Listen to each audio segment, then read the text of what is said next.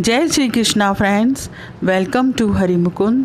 जैसा कि आप लोग जानते हैं कि अक्षय तृतीया को भगवान परशुराम जयंती के रूप में भी मनाया जाता है। तो आइए जानते हैं भगवान परशुराम जन्मोत्सव के विषय में। भगवान परशुराम जन्मोत्सव हिंदू पंचांग के वैशाख माह की शुक्ल पक्ष अक्षय तृतीया को मनाया जाता है। ऐसा माना जाता है कि इस दिन दिए गए पुण्य का प्रभाव कभी खत्म नहीं होता। अक्षय तृतीया से त्रेता युग का आरंभ माना जाता है। इस दिन का विशेष महत्व है। भारत में हिंदू धर्म को मानने वाले अधिक लोग हैं। मध्यकालीन समय के बाद जब से हिंदू धर्म का पुनरुद्धार हुआ है, तब से परशुराम जयंती का महत्व और अधिक बढ़ गया है। परशुराम के जन्म एवं जन्म स्थान के पीछे कई मान्यताएं एवं अनसुलझे सवाल हैं। सभी की अलग अलग राय एवं अलग अलग विश्वास है। भगवान परशुराम को हाय हया राज्य, जो कि अब मध्य प्रदेश के महेश्वर नर्मदा नदी के किनारे बसा है, वहाँ का तथा वहीं से परशुराम का जन्म भी माना जाता है।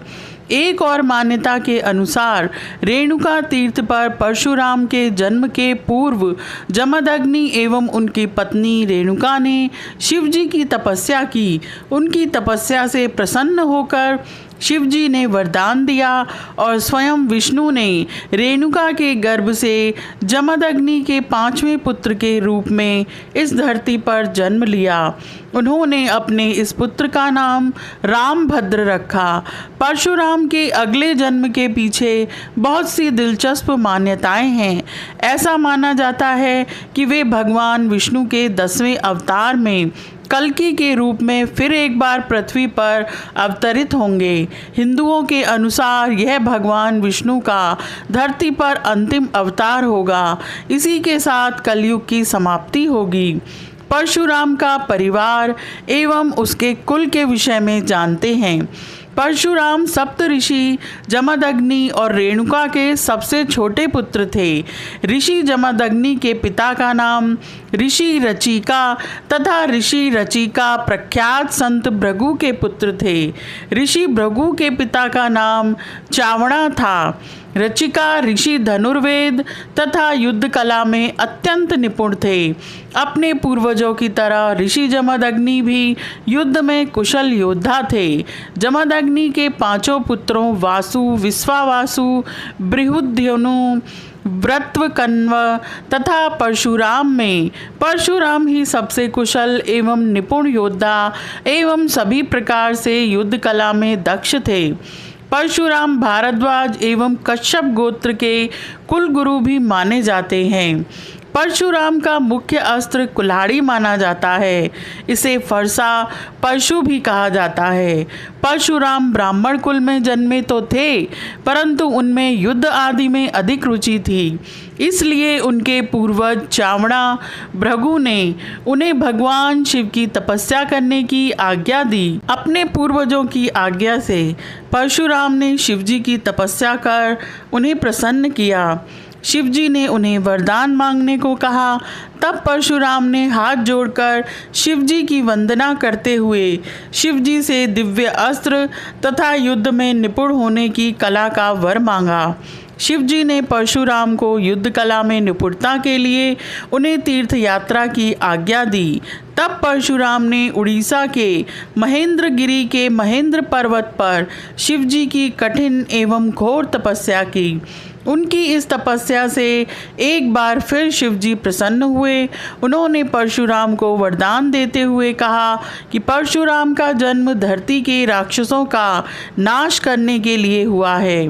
इसलिए भगवान शिवजी ने परशुराम को देवताओं के सभी शत्रु, दैत्य, राक्षस तथा दानवों को मारने में सक्षमता का वरदान दिया। परशुराम युद्ध कला में निपुण थे। हिंदू धर्म में विश्वास रखने वाले ज्ञानी पंडित कहते हैं कि धरती पर रहने वालों में परशुराम और रावण के पुत्र इंद्रजीत को ही सबसे खतरनाक, अद्वितीय और शक्तिशाली अस्त्र ब्रह्मांड अस्त्र, वैष्णव अस्त्र तथा पाशुपतास्त्र प्राप्त थे। परशुराम शिवजी के उपासक थे।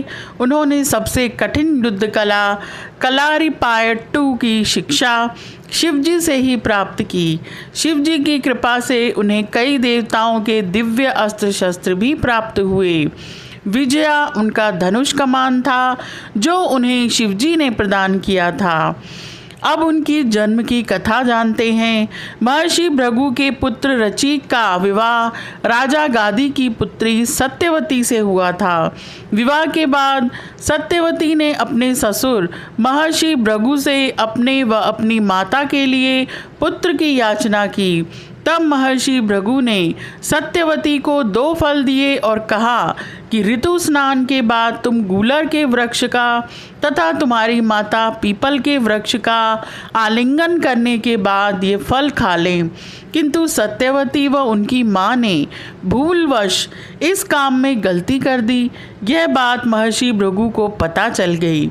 तब उन्होंने सत्यवती से कहा कि तूने गलत वृक्ष का आलिंगन किया है, इसलिए तेरा पुत्र ब्राह्मण होने पर भी क्षत्रिय गुणों वाला रहेगा और तेरी माता का पुत्र क्षत्रिय होने पर भी ब्राह्मणों की तरह आचरण करेगा। तब सत्यवती ने महर्षि भृगु से प्रार्थना की कि मेरा पुत्र क्षत्रिय गुणों वाला ना हो भले ही, पर मेरा पौत्र यानी पुत्र का पुत्र ऐसा हो। महर्षि भृगु ने कहा कि ऐसा ही होगा। कुछ समय बाद जमदग्नि मुनि ने सत्यवती के गर्भ से जन्म लिया। इनका आचरण ऋषियों के समान ही था। इनका विवाह रेणुका से हुआ। मुनि जमदग्नि के 4 पुत्र हुए, उनमें से परशुराम चौथे थे। इस प्रकार एक भूल के कारण भगवान परशुराम का स्वभाव क्षत्रियों के समान था।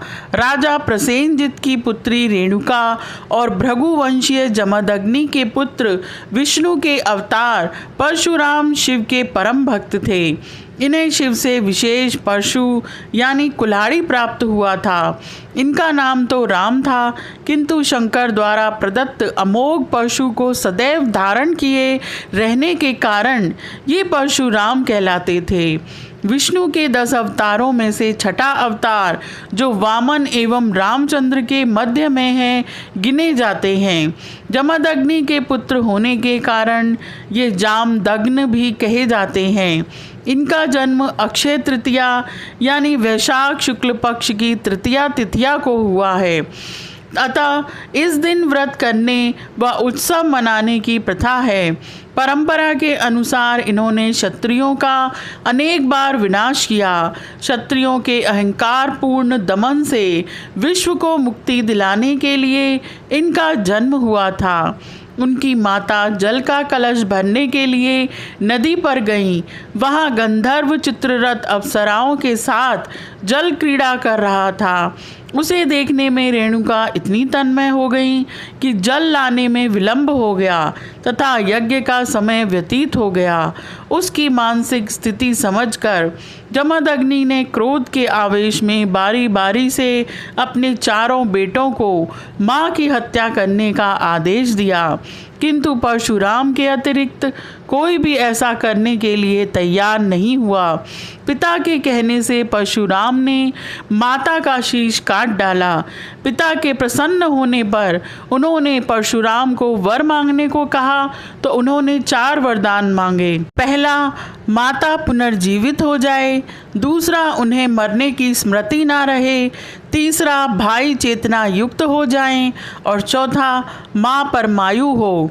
जमदग्नि ने उन्हें 4 वरदान दे दिए। भगवान परशुराम बहुत ही क्रोधी स्वभाव के थे। एक बार कार्तवीर्य ने परशुराम की अनुपस्थिति में आश्रय उजाड़ डाला था, जिससे परशुराम ने क्रोधित हो उसकी सहस्त्र भुजाओं को काट डाला। कार्तवीर्य के संबंधियों ने प्रतिशोध की भावना से परशुराम के पिता जमदग्नि का वध कर दिया। इस पर परशुराम ने 21 बार पृथ्वी को क्षत्रिय विहीन कर दिया। अंत में पितरों की आकाशवाणी सुनकर उन्होंने क्षत्रियों से युद्ध करना छोड़कर तपस्या की और ध्यान लगाया। राम अवतार में श्री रामचंद्र द्वारा शिव का धनुष तोड़ने पर ये क्रुद्ध होकर आए थे।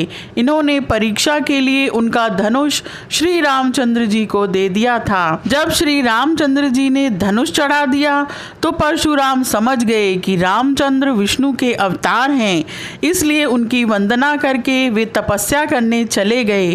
परशुराम ने अपने जीवन काल में अनेक यज्ञ किए। यज्ञ करने के लिए उन्होंने 32 हाथ ऊंची सोने की वेदी बनवाई थी। महर्षि कश्यप ने दक्षिण में पृथ्वी सहित उस वेदी को ले लिया तथा फिर परशुराम से पृथ्वी छोड़कर चले जाने के लिए कहा। परशुराम ने समुद्र से पीछे हटकर गिरिश्रेष्ठ महेंद्र पर निवास किया। राम जी का पराक्रम सुनकर वे अयोध्या गए और राजा दशरथ ने उनके स्वागतार्थ रामचंद्र को भेजा। उन्हें देखते ही परशुराम ने उनके पराक्रम की परीक्षा लेनी चाहिए, अतः उन्हें क्षत्रिय संहारक दिव्य धनुष की प्रत्यंचा चढ़ाने के लिए कहा। राम के ऐसा कर लेने पर उन्हें धनुष पर एक दिव्य बाण चढ़ाकर दिखाने के लिए कहा। राम ने वह बाण चढ़ाकर परशुराम के तेज पर छोड़ दिया। बाण उनके तेज को छीनकर पुनः राम के पास वापस लौट आया। राम जी ने परशुराम को दिव्य दृष्टि दी, जिससे उन्होंने राम के यथार्थ स्वरूप के दर्शन किए। परशुराम 1 वर्ष तक लज्जित, तेजहीन तथा अभिमान शून्य होकर तपस्या में लगे रहे। तदंतर पितरों से प्रेरणा पाकर उन्होंने वधूसर नामक नदी के तीर्थ पर स्नान करके अपना तेज पुनः प्राप्त किया। परशुराम कुंड नामक तीर्थ स्नान में 5 कुंड बने हुए हैं। परशुराम ने समस्त क्षत्रियों का संहार करके उन कुंडों की स्थापना की थी तथा अपने पितरों से वर प्राप्त किया था कि क्षत्रिय संहार के पाप से मुक्त हो जाएंगे। आशा है आपको यह जानकारी अच्छी लगी होगी। इसी तरह की और जानकारी प्राप्त करने के लिए तथा श्रीमद् भागवत पुराण की कथा का श्रवण करने के लिए चैनल को लाइक करें, शेयर करें, सब्सक्राइब करें। Thank you.